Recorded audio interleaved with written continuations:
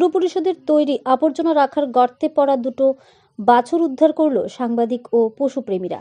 জানা যায়, মাসখানেক পূর্বে এলাকার বাড়িঘর থেকে সংগ্রহ করা আবর্জনা রাখার জন্য পোস্ট অফিস রোডে পুরাতন যুব বিষয়ক ও ক্রীড়া দপ্তরের অফিস গৃহের পেছনে বড় বড় 3টি গর্ত করা হয়েছিল। সেই গর্তে সংগৃহীত আবর্জনা রাখা হয়। আজ দুপুরে স্থানীয় এক যুবকের নজরে পড়ে দুটি বাছুর সেই গর্তে পড়ে রয়েছে এবং তাদের পেট ফুলে আছে। সাথে সাথে ওই যুবক এবং তার সাথে থাকা আরও 3-4 জন যুবক মিলে প্রাথমিকভাবে দমকল অফিসে গিয়ে খবর জানায় দুপুর 1:30টা নাগাদ।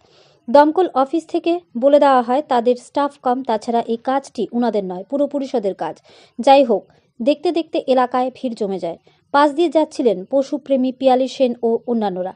উনিও ওনার সাধ্যমতো বিভিন্ন জায়গায় খবরাখবর করেন সেই বাছুর দুটোকে উদ্ধার করার জন্য।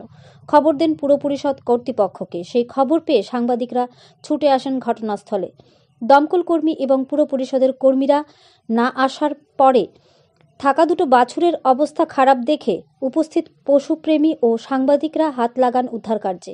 পরবর্তীতে তাদের প্রচেষ্টায় বাছুর দুটিকে উদ্ধার করা হয়। প্রত্যক্ষদর্শী এবং পথ চলতি জনগণ ক্যামেরার সামনে মুখ না খুললেও পুর পরিষদের এ ধরনের কাজের তীব্র সমালোচনা করেন। ওনারা বলেন, গর্ত 3টে ভালো কাজের জন্য করলেও তাদের উচিত ছিল বেড়া দিয়ে ব্যারিকেড করে দেওয়া। অবশ্য সর্বশেষে লক্ষ্য করা গেছে বাছুর দুটো উদ্ধার করার পর বিকেল 4টায় দমকল কর্মীরা আসলেও পুর পরিষদের কোনো কর্মীকে দেখা যায়নি। এখন যদি গর্ত 3টিকে ব্যারিকেড করে না দেওয়া হয় তাহলে এমন দুর্ঘটনা আরও ঘটতে পারে বলে আশঙ্কা করছে এলাকাবাসীরা। দুপুরবেলা আমি এসেছিলাম, তো গরু দেখলাম এখানে পড়ে রয়েছে। তো আমার সাথে আরো 3-4 জন ছেলে ছিল, ওদেরকে নিয়ে আমি ফায়ার সার্ভিস অফিসে গিয়েছিলাম।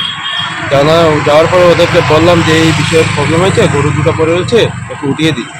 তখন ওনারা বললো যে ওনাদের স্টাফও কম আছে আর এই কাজটা ওনাদের না, নগর পঞ্চায়েতের দায়িত্বে। আর এই এলাকাটা কোনটা? এটা এটা ধর্মনগর বিবিএস স্কুলের পিছনে পোস্ট অফিস।